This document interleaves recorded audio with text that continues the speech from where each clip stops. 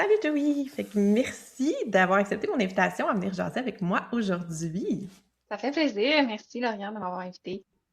Mais, puis je vais juste un peu situer le contexte, comment on est venu à enregistrer cet épisode-là de podcast. On s'est rencontrés dans une conférence que je donnais cet automne sur le TDL, le trouble développemental du langage. Puis tu es venu me jaser à la fin de la conférence. Bref, tu m'as raconté un peu ton histoire, ton vécu. Fait qu'on va en parler un petit peu plus tard, mais c'est un peu comme ça qu'on en est venu à échanger. Puis, ben, tu m'as proposé de venir jaser avec moi. Donc, on est là aujourd'hui. Fait que très contente que tu sois là pour venir échanger avec moi aujourd'hui. Fait que dans le fond, quand tu es venu me voir pendant la conférence, tu me parlais justement un peu de ton expérience dans, je vais dire, les suivis en orthophonie, dans le contexte, avec ton enfant, Mhm. et pendant lequel en fait, tu as vécu des situations où on va en reparler plus tard, là, oui, il y avait vraiment un contexte en lien avec le genre, l'identité de genre. Mhm. C'était abordé d'une façon, là, je vais dire entre guillemets maladroite peut-être dans le contexte Mhm. ou en orthophonie ou tout ça. Fait que bref, il y a comme une situation qui s'est passée, puis tu as eu envie de venir en parler, justement, d'en parler, de venir jaser de ça pour que ça soit quelque chose qui soit plus compris, plus connu. Fait que je pense que c'est une belle Mhm. opportunité. Fait que est-ce que tu peux me parler un petit peu de ça, de qu'est-ce qui s'est passé, de ton vécu, de ton expérience par rapport à ça, en fait? Ou nous situer un peu peut-être ton contexte aussi, pour qu'on comprenne Mhm. mieux. Oui, Ben oui, bien sûr, ben je peux partir de mon contexte, en fait. oui. Pourquoi est-ce que j'ai vécu certaines situations malaisantes? Qu'est-ce qui était malaisant? De où ça part? Ben, en fait, j'ai un enfant maintenant qui a 5 ans, qui, depuis quelques années, est suivi en orthophonie. Euh, donc, avec des rencontres assez rapprochées là, pour un trouble du langage, justement. Puis, j'ai été confrontée à des situations euh, lors de ces rencontres-là avec des spécialistes qui m'ont fait en fait réaliser que euh, il manque de connaissances puis de compréhension par rapport à l'identité de genre dans ces suivis-là. Puis ça semble pas peut-être un enjeu important et primordial à vue d'oiseau comme ça, mais en fait, mon désir, en fait, de t'en parler, puis de venir en parler, en fait, c'est de visibiliser la réalité des personnes trans à travers ces suivis, ces entretiens avec des professionnels, mais autant les adultes, donc dans le cas ici, c'est moi, c'est Mhm. moi qui est une personne trans, qui utilise le pronom «elle», et les accords alternés, ce qui veut dire qu'on peut autant me genrer au féminin ou au masculin. Mhm. Euh, donc, mais aussi, donc, dans ces rapports-là avec les spécialistes, eh bien, il y a aussi la réalité des enfants qui sont en processus d'exploration de leur genre.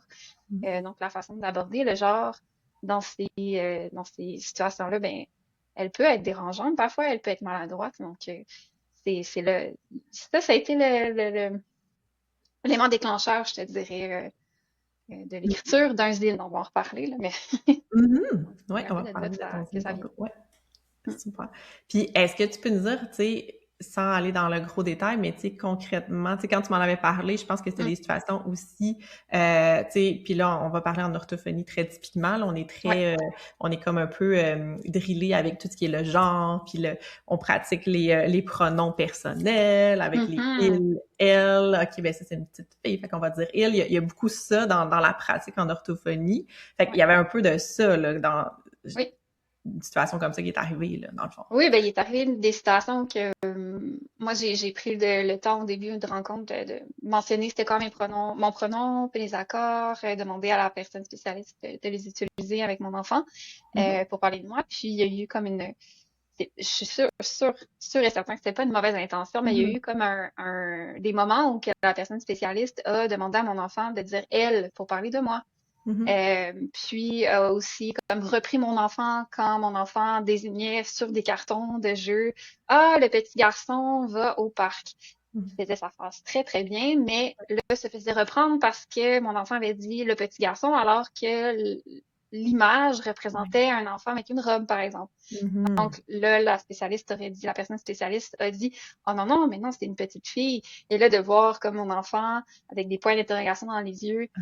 mais mais qu'est-ce que j'ai fait de pas correct, tu sais. Uh-huh. Alors voilà, c'est ce genre de situation que... Mhm, mhm. Ouais, puis tu sais, comme tu disais un petit peu, je pense que quand on n'est pas sensibilisé à cette réalité-là, c'est quelque Mhm, chose qui semble tout à fait, je vais dire normal entre guillemets, mais tu sais, quelque chose qui va comme de soi, de ouais. faire ce genre de remarques-là, de commentaires-là.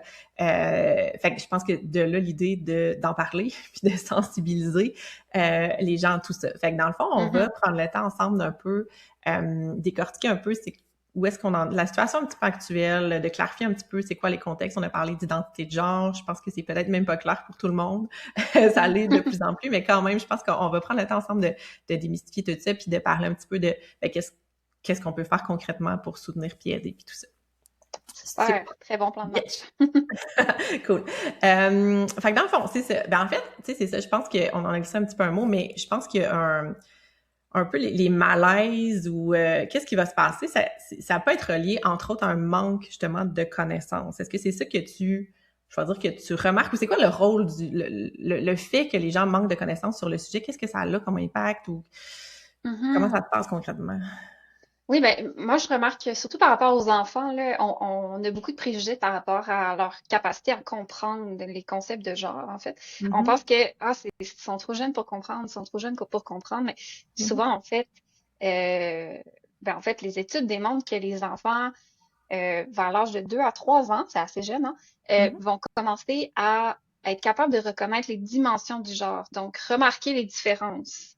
Donc, mhm, parce qu'on s'entend que l'expression de genre, c'est quelque chose qui se remarque par les cinq sens. Donc, ils vont être capables de voir, de sentir les parfums, mhm, entendre les talons, voir les différences, faire des associations, mhm, qui va favoriser leur exploration. Puis, vers 5 à 6 ans, ils vont commencer à un peu plus avoir ce qu'on appelle une constance du genre. Donc, mhm, ça, c'est dans un le constance du genre, c'est un terme que je vais mettre en guillemets parce que le genre, ça peut aussi être fluide, ça peut changer dans le temps, mais bref, mhm, il y a toutes ces connaissances-là autour de la façon que les enfants vont se développer dans leur genre, dans leur identité de genre qui est méconnue. On mhm, va très vite associer, bon, un enfant né avec un pénis, c'est un garçon. Donc, on mhm, va mélanger l'identité, en fait, le sexe biologique et l'identité de genre, ce qui mhm, fait qu'on sent le vouloir, mhm, peut-être en le voulant un peu, je veux pas porter intention à personne, mais mhm, on va le faire parce que c'est la construction sociale, c'est le moule qu'on est habitué de suivre dans notre société ici occidentale, parce que ça mhm, se fait différemment ailleurs. Mais mhm. fait que c'est ça, ce manque de connaissances-là fait que on a des attentes, il y a des stéréotypes de genre qui entourent ça, puis on oublie des gens. On oublie plein de réalités, en fait. Mhm. Ouais, ouais. En fait, on passe à côté de plein de réalités. Je pense Mm. que oui, que tout à fait. Ben, juste avant qu'on aille plus loin là-dedans, est-ce que je pense que tu as nommé comme plein de termes, on va juste démystifier ça, puis après on va peut-être reparler de c'est quoi les impacts. Mais fait que là, est-ce que tu peux nous démystifier ou nous expliquer les termes en lien avec tout ce que le concept du genre? Là? Oui. En fait, je dirais qu'il y a comme 5 grandes dimensions. La OK. première, c'est ce qu'on appelle le sexe biologique. Ouais. Donc, dans notre société, nous, on l'attribue à la naissance, donc c'est un Mhm. acte légal. Mhm. Donc, c'est le médecin ou la personne médecin qui, à la naissance, va faire une remarque tout à fait neutre, objective, Mhm. en fonction de si un pénis ou un vagin, il va attribuer la mention F, M ou I. I pour intersexe. Mhm. D'ailleurs, intersexe, c'est environ 2 à 3 de la population, 2 à 4 de la population au Canada, dépendamment des territoires. Donc, c'est quand même une réalité Quand même, ouais. qui est présente. Hein? Ouais. On a tendance à l'oublier. Donc, c'est quelque chose qui se fait de façon très binaire, Mhm. l'assignation de sexe biologique. Toutefois, les études démontrent de plus en plus que justement, le sexe biologique, c'est quelque chose qui est assez fluide aussi, dans le sens que c'est plus un spectre que quelque chose qui est très marqué. Donc, quand on parle d'hormones, quand on parle de justement Mhm. les personnes intersexes se retrouvent Mhm. pas d'un des deux côtés nécessairement.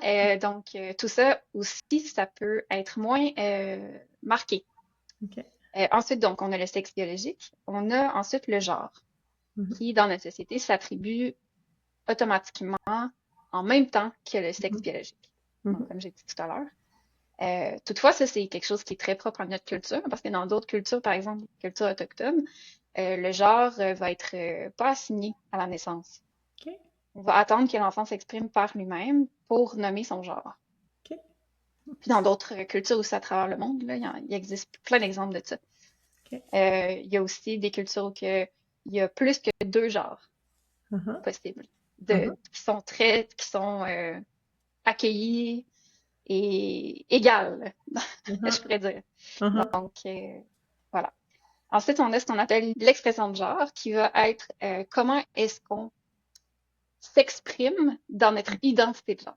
Donc, Mhm. l'identité, c'est quelque chose qu'on va construire au fil des années, qui est influencé par un environnement dans lequel on grandit, Mhm. influencé par les gens de confiance qui sont autour de nous. Et ça inclut les professeurs, les spécialistes entourant la vie des enfants, orthophonistes, orthopédagogues, etc., Ouais. les grands-parents.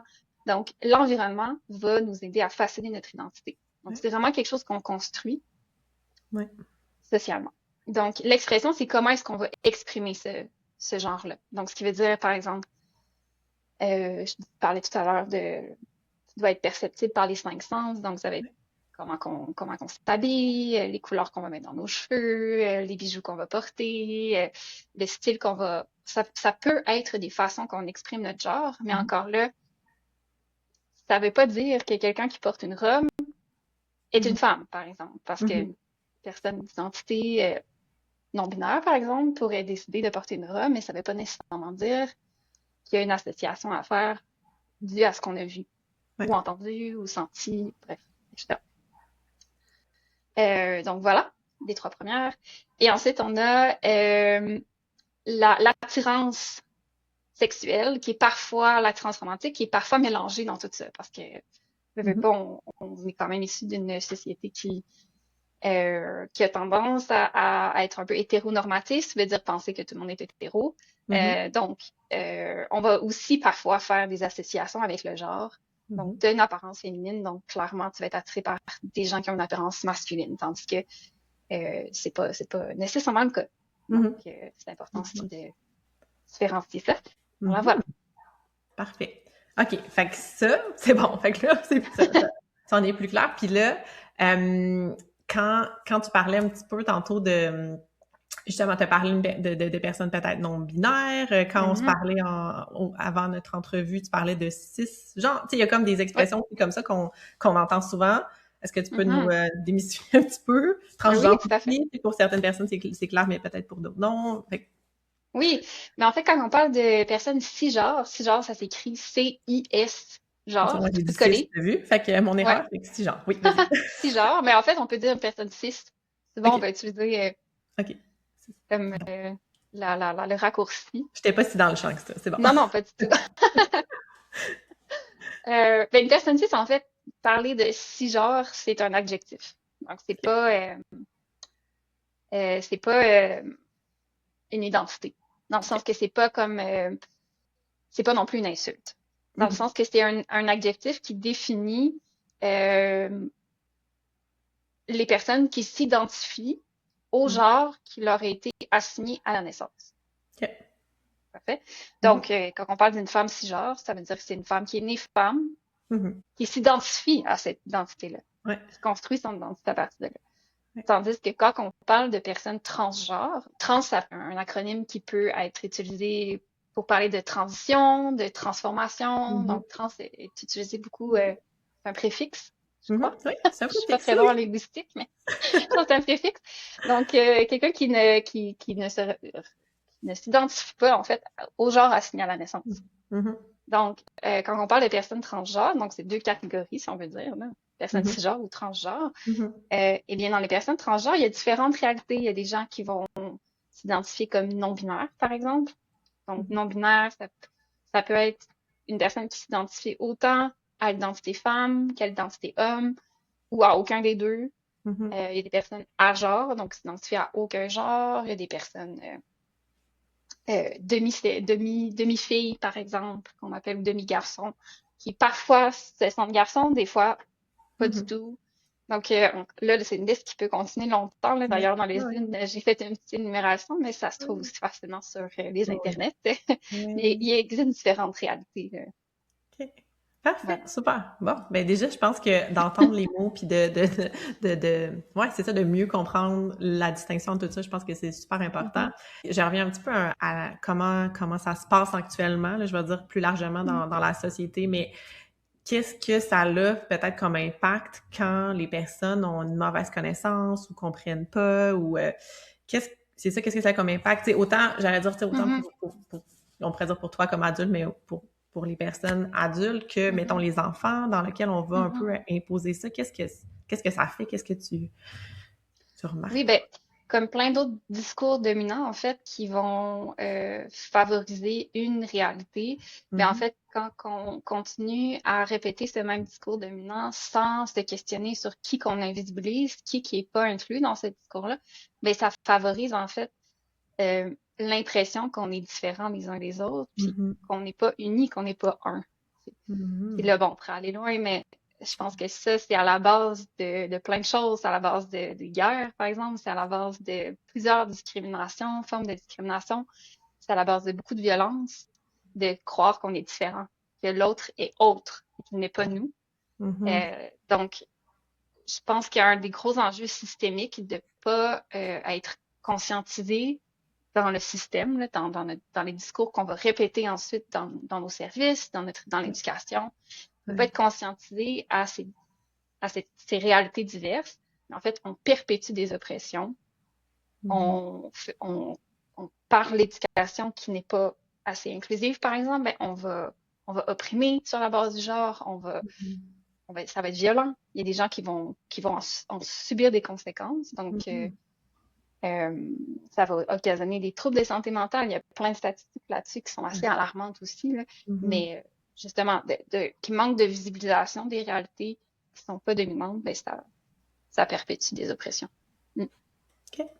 Ben ouais, définitivement.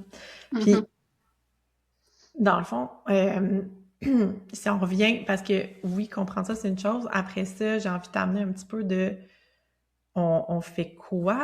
On gère ça comment? Est-ce qu'on a des pistes de Ouais. solutions? Fait que, tu sais, oui, je pense qu'en prendre conscience, c'est une chose, mais après ça, tu Mm. sais, on parlait tantôt, peut-être, là, on parlait en orthophonie, mais ça peut être en éducation, ça peut être dans les milieux de garde, tout ça. Mhm. Comment est-ce que Comment est-ce que justement les questions de genre vont apparaître dans ces contextes-là? On a parlé un petit peu Mhm. tantôt, les images, tout ça, mais y a-t-il d'autres choses? Tu sais, comment ça l'apparaît dans le fond, dans le quotidien, puis qu'est-ce Par où on peut commencer, en fait? C'est un ouais, peu c'est ça ça. la question. Comment on commence? Mais ben, je pense que de s'éduquer, d'aller lire, d'aller s'informer, il y a des personnes extrêmement intelligentes qui ont écrit, qui ont enregistré des podcasts, euh, qui se sont soulevés, en fait, pour faire entendre leur voix. Mhm, Puis ce travail-là, ben, c'est du travail acharné, souvent parce qu'on travaille à contre-courant. ouais. Donc, premièrement, d'aller les lire, d'aller les écouter, ces personnes-là Mhm, qui ont eu le courage, puis de s'exprimer sur leurs différences, en fait, qui sont vues comme des différences dans notre société, mais mhm. en fait, qui sont tout simplement naturelles. Naturel. Ouais, ouais. C'est Mhm. des, c'est des gens comme vous et moi qui sont nés dans un Mhm. environnement X, qui se sont qui s'expriment maintenant comme ça. Donc, c'est d'aller auprès de ces gens-là, Mhm. premièrement, je dirais. Puis ensuite, de se questionner sur comment nous, on peut être des modèles pour les gens qui nous entourent. Quand on Mhm. travaille avec des enfants, tout particulièrement, comment est-ce qu'on peut être des modèles pour les enfants euh, euh, pour faire en sorte que ces jeunes-là puissent explorer leur genre, explorer leur identité dans un environnement qui est sécuritaire, qui ne va pas, dès le début de leur vie, les Mhm. brimer et les oppresser. Donc, comment Mhm. est-ce que nous, on peut faire pour leur permettre ça? Donc, tu sais, les éducateurs spécialisés, les orthophonistes, les professeurs, c'est dans c'est leur intention de former Ouais. des jeunes qui vont être capables de s'affirmer eux-mêmes puis de s'exprimer comme ils sont. Mhm. Donc, de rajouter encore plus cette lunette-là de l'identité de genre, ça a été fait pour plein d'autres choses. Par exemple, la réalité des personnes racisées, c'est quelque chose qui est de plus en plus mis de l'avant dans l'éducation. Tout ce qui touche au capacitisme aussi. Donc, par exemple, visibiliser la réalité des personnes en chaise roulante, par exemple. Ouais. On en voit plus juste Mhm. dans les publicités, dans tout Mhm. ça. Mais on dirait que pour ce qui touche à l'identité de genre, on n'y est pas encore rendu. On en Tu sais. parlait, ouais. c'est vrai. Donc, c'est important de s'y mettre. Uh-huh. 100% d'accord. Puis, tu sais, je, je te dirais, puis là, je prends ma position vraiment d'intervenante, là, de professionnelle. Des fois, je trouve que, je sais pas, des fois, c'est comme dur un peu de le faire bien.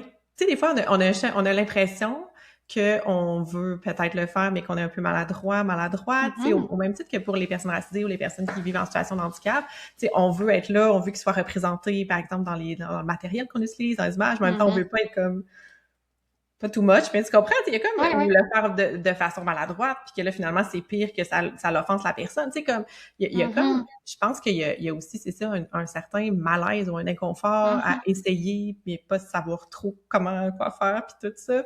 Mhm.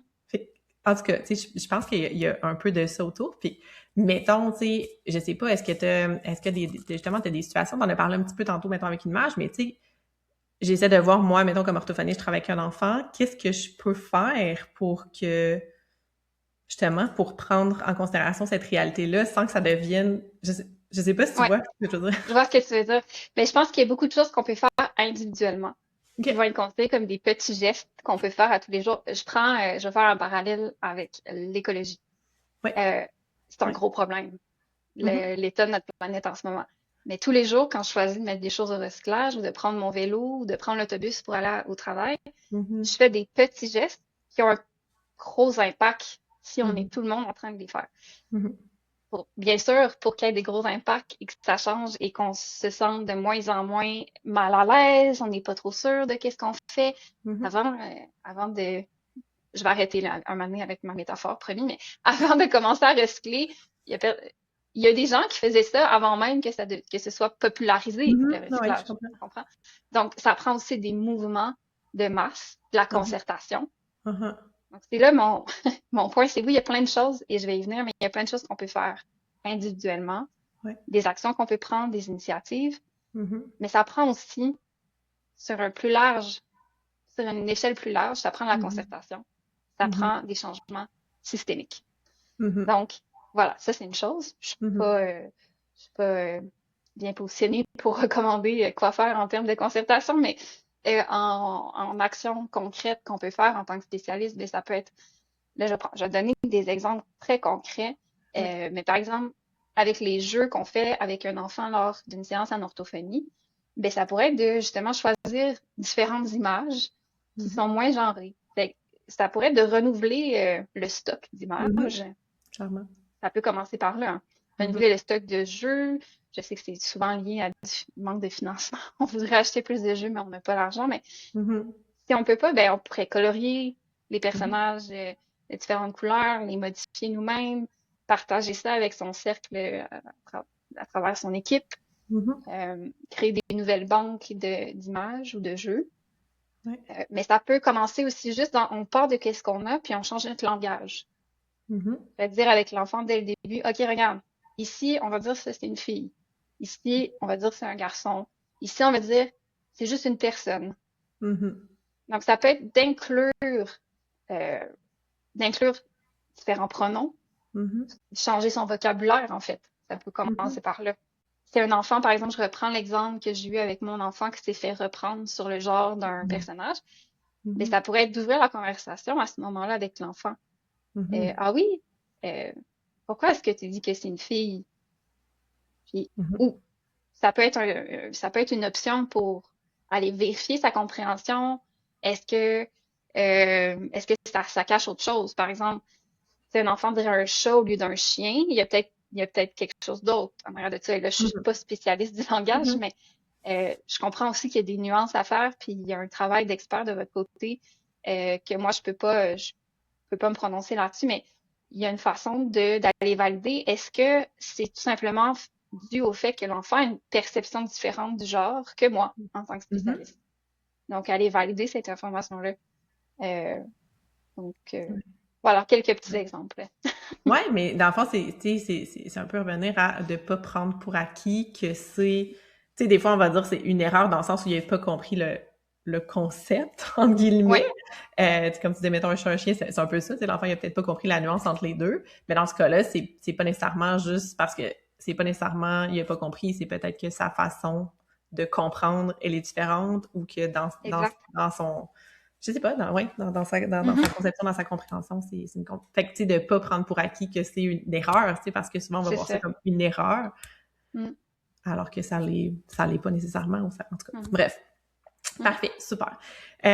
OK, puis c'est ça. Fait que dans le fond, est-ce que c'est quelque chose qu'on va...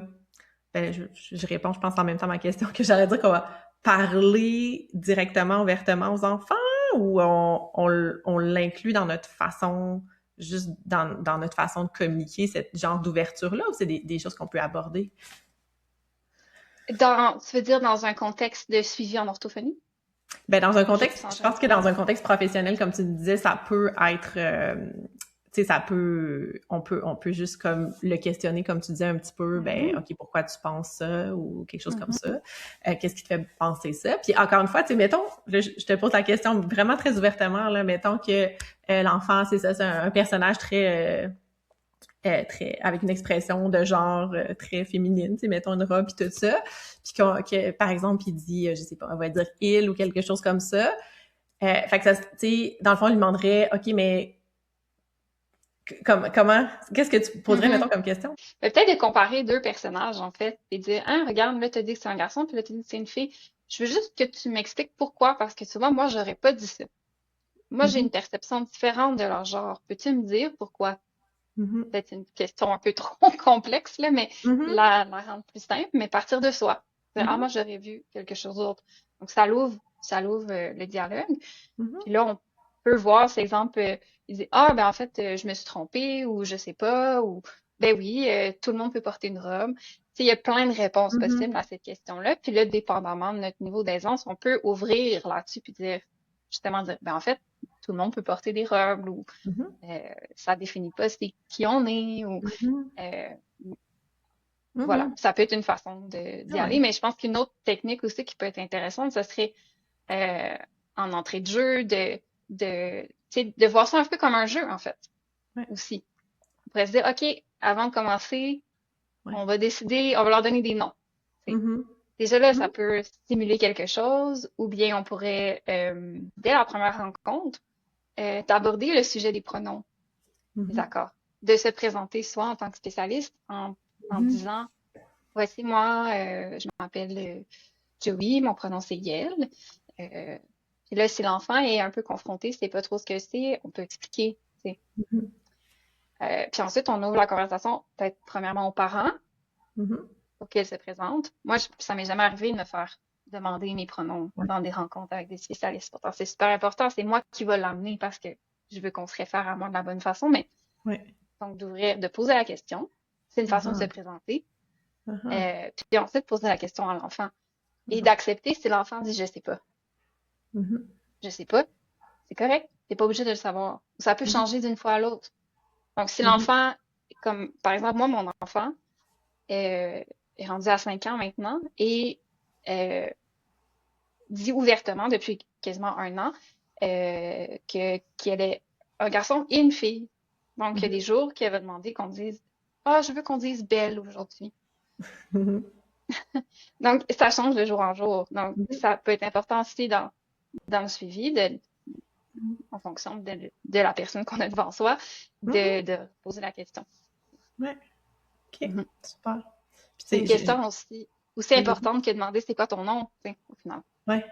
C'est Mhm. ça. C'est quelque chose qu'on prend pour acquis, mais qui l'est pas. Tu sais, on va prendre pour acquis. C'est ça, comme tu disais, on va déterminer le pronom en fonction de l'expression de genre, en se basant sur Mhm. notre conception sociale de c'est quoi, sans Mhm. même aller comme valider ça en arrière. Ça, je pense que Mhm. c'est comme une base qui devrait être fait maintenant, puis que je pense qu'il y a de plus en plus de sensibilisation autour de ça, mais que c'est quand on n'est pas là, là. Puis, tu Mhm. sais, je veux dire, on n'est pas là dans le sens où on le fait pas, comme tu dis, là, c'est pas fait de façon systématique, là, vraiment pas en ce moment. Mhm. Tu sais, moi, tu me parles de ça, puis je me dis, il y a pas si longtemps, il y a quand même quelques années, je me souviens dans les questionnaires, même développementaux, c'était comme nom du père, nom de la mère, là. C'était ça, puis Mhm. éventuellement, on a changé pour nom du parent, tu sais, parent un, parent 2, Mhm. quelque chose comme ça, ou nom des parents, tu sais, comme, Mhm. mais tu sais, puis là, je pense à ça aujourd'hui, je me dis, mon Dieu, mais ça n'a pas de bon sens qu'on faisait ça, mais tu sais, à l'époque, ben à l'époque, ça fait pas si longtemps, mais recule que c'était même pas, encore une fois, c'était même pas un manque de volonté puis d'ouverture, c'était juste tellement comme ancré comme ça Mhm. que c'était ça qui était ça, jusqu'à temps qu'on réalise que, ben là, il y a quand même d'autres réalités dans la vie puis il faut en tenir compte, tu sais. Ben Fait que je oui. pense qu'il y a quand même il y a beaucoup de chemin à faire, mais je pense qu'on est comme sur une voie on essaie d'en parler de plus en plus, on Oui. essaie de sensibiliser tout le monde, surtout les personnes qui ont justement Mm, des impacts comme ça auprès mm. de plein de, c'est ça, plein d'enfants qui sont en train de construire leur identité, c'est super important. Ça me fait juste penser, les fameux formulaires, là, faut cocher garçon ou fille. Oui. Mais récemment, j'ai inscrit mon enfant dans une ligue de soccer à Rimouski. Puis, il y avait seulement garçon ou fille. Mhm. Il n'y avait pas le choix, je pouvais pas sauter la question, j'avais pas le choix d'en choisir un des deux, Oui, donc ouais. j'en ai choisi un. Puis dans la note, j'ai dit, et on sait que dans le sport, là, c'est quand Oui, même ouais, ouais, c'est très encore. Oui, genré, oui. hein. Mhm. Puis là, j'ai dit, écoutez, mon enfant est fluide dans le genre, je sais pas où l'inscrire.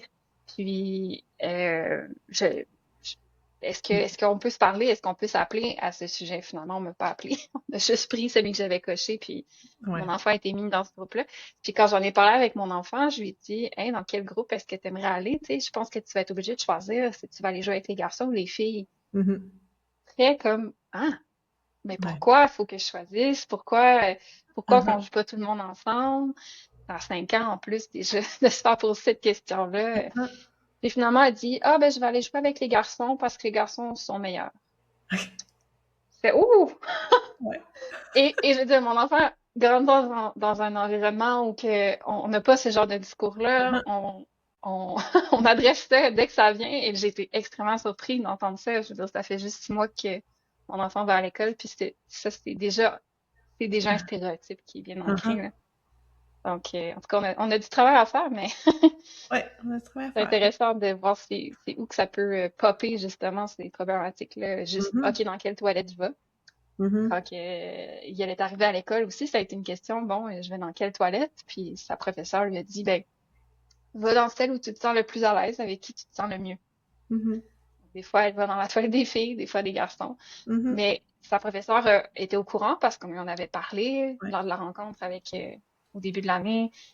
Puis j'étais comme, OK, c'est la première fois que je suis confrontée à cette situation, mais je vais faire tout ce que je peux pour que votre enfant se sente accueilli, se sente bien Ouais. euh, au même niveau que les autres. Donc Mhm. voilà, une Ouais. autre petite anecdote. Ben oui, puis je pense que honnêtement, je pense que les enfants, parce que j'ai aussi des enfants, puis qui sont de plus en plus justement sensibilisés parce que c'est une réalité qui est de plus en plus présente dans leur vie, dans leur réalité, dans leur milieu versus peut-être nous comme adultes quand on était plus jeunes. Mhm. On était loin d'être là, fait que je pense que peut-être que même les enfants sont plus sensibilisés que beaucoup d'adultes aujourd'hui à toute cette réalité-là. Heureusement, en Oui, fait. heureusement. Oui, c'est ça. Oui, fait que là, t'en as parlé un petit peu pendant l'entrevue de ton zine. Fait que explique-nous, c'est quoi un zine? Qu'est-ce que c'est premièrement? Puis à qui ça s'adresse? Puis Mhm. voilà. Ouais. Un zine, je l'ai sous les mains. Ça, c'est mon Oui. zine. Donc, un zine, c'est un petit feuillet, un petit document qui est auto-édité. Donc, ça passe pas par l'institution littéraire, quoi que ce soit. C'est de l'information qui veut être propagée, qui veut être partagée facilement, gratuitement, dans le but d'éduquer, d'informer. Donc, c'est le diminutif pour fanzine. Donc, un zine, c'est un fanzine, ou ça pourrait être aussi le diminutif de magazine, mais c'est un Mhm. petit magazine. Bref. Mhm. Donc, j'ai écrit ce zine-là suite justement aux premières rencontres avec l'orthophoniste de mon enfant, quand j'ai été confrontée à des situations malaisantes. Et là, je me suis dit, ah, je sais pas par où commencer, je sais pas comment lui expliquer, j'ai l'impression que ça va prendre toute la séance. Puis je Mhm. veux que le temps, parce que le temps est précieux avec les orthophonistes dans le milieu de la santé, Mhm. je veux que le temps serve à mon enfant. Mhm. Je veux pas que ce soit un moment que j'utilise pour faire avancer. Mais en même temps, c'est pour mon enfant aussi. Mais bref, j'étais Ouais. comme un peu mitigée. Donc, je me suis dit, ben, je vais l'écrire. Au début, je voulais juste écrire une lettre. Et finalement, j'avais tellement de choses à dire que je me suis dit, ah, je vais rendre ça utile pour d'autres personnes. Mhm. Et je vais en faire un zine. Donc, je me suis mis à écrire un zine qui s'appelle Comment parler de genre aux enfants. Mhm. Et ça s'adresse aux parents, aux grands-parents, aux professeurs, au personnel, aux gens qui entourent la vie des enfants, en fait, Mhm. qui font partie de cet environnement-là qui favorise le développement social et la construction, en fait, Ouais. sociale de l'enfant. Donc, c'est ça. Un zine que pour but, en fait, ça part de mon expérience personnelle, qui trouve ça vraiment difficile d'élever un enfant dans un environnement, dans une société transphobe, on va se le Mhm. dire, hein, surtout présentement, là, actuellement, avec les projets de loi qui sont assez transphobes, merci, et qui sont proposés par notre gouvernement actuel, et nos voisins du Sud aussi, là, qui sont Mhm. assez alarmistes de ce qui se passe. Donc, ça fait peur, ça fait Mhm. peur. Donc, je me suis dit, bon, j'ai quand même, j'ai quand même du pouvoir d'action. Je peux écrire, je peux partager mon vécu, je peux donner des trucs, je peux expliquer la différence entre le sexe, le genre, l'expression. C'est toutes des choses que je sais faire, je vais le faire Mhm. puis je vais le partager gratuitement le plus possible pour que ça puisse circuler. Donc, c'est un peu ça l'intention Ouais. derrière le zine. Parfait. Puis là, est-ce qu'il est disponible quelque part? Est-ce qu'on peut avoir accès? Est-ce qu'on peut partager nous aussi? Oui. Oui, bien sûr, je vais partager Ouais. un lien qui fait qu'on peut aller le télécharger, l'imprimer chez soi. Et il est aussi disponible à la librairie L'Alphabet à Rimouski sur Saint-Germain. OK. Devant Super, le merci. comptoir, là, il est un peu caché, mais il est disponible aussi Disponible. en librairie. Là, ceux qui voudraient avoir une copie papier imprimée aux impressions, la sèche de Trois-Pistoles, une coop de bien de chez nous. Cool. Voilà. Parfait. Fait que pour les gens de ton coin, c'est parfait. Puis ceux qui Ouais. sont peut-être plus loin, ben oui, la version peut-être à imprimer, à partager. Mhm. Fait que super, je vais mettre le lien. Puis sinon, ben moi, ce que j'aurais envie de dire, ben j'ai envie d'inviter les gens à partager l'épisode justement aux gens Mhm. autour parce que aux collègues, amis, membres de la famille, etc. Juste pour Ouais. que justement, je pense que c'est un message important. Je pense qu'il faut en parler, Oui. puis avoir ton témoignage, ta vision, ton vécu, puis qu'est-ce que ça a comme impact, ta réalité. Je pense que, puis la réalité de ton enfant aussi, je pense que c'est Mhm. super parlant aussi de l'entendre de cette façon-là. Fait que j'invite vraiment les gens à en parler, à partager l'épisode aussi, Mhm. pour qu'il y ait de plus de personnes possibles qui entendent ce message. Je pense que c'est super important. Fait que, Merci beaucoup. ben, merci Merci, à Liliane. toi d'être venu jaser avec moi. C'était vraiment super intéressant et enrichissant, même pour moi. J'ai appris plein de choses. Fait que merci beaucoup. Puis je vais mettre, comme je disais, le lien dans les notes de l'épisode pour ceux et celles qui veulent juste aller cliquer pour avoir accès à ton film. Ben super, puis je suis même en train d'en écrire un deuxième sur le même sujet. Mais là, depuis le temps, mon enfant a grandi, donc j'ai été confrontée à d'autres situations. Donc, on dirait que j'ai plein d'autres choses à dire. Donc, il y en a un deuxième qui s'en vient. Cool. Parfait. Merci. Merci.